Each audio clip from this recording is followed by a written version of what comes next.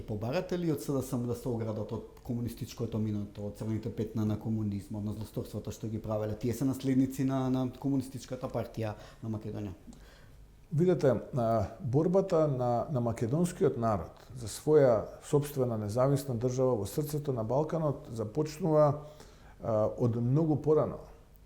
И во тој континуитет имаме и организацијата, внатрешната македонска револуционерна организација, тоест ВМРО, која што во тој период кога функционира 903-та се случува тоа Илинденско востание, не успева за жал, но покажува еден вид желба, пркос, храброст за прв пат на Балканот да се создаде едно такво движење. Тие луѓе многу работи прават за прв пат, би рекол, не само во Балканот, туку и во Европа.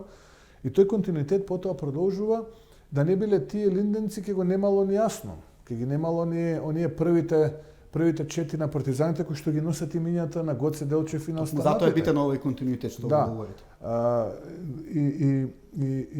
И делот тие луѓе, како Павел Шатев, како Венко Марковски, останатите сега да не ги редам, завршуваат трагично токму поради репресивните мерки кои што комунистичкиот режим ги аплицира врз нив поради нивното македонско чувство и желбата за собствена македонска држава во срцето на Балканот.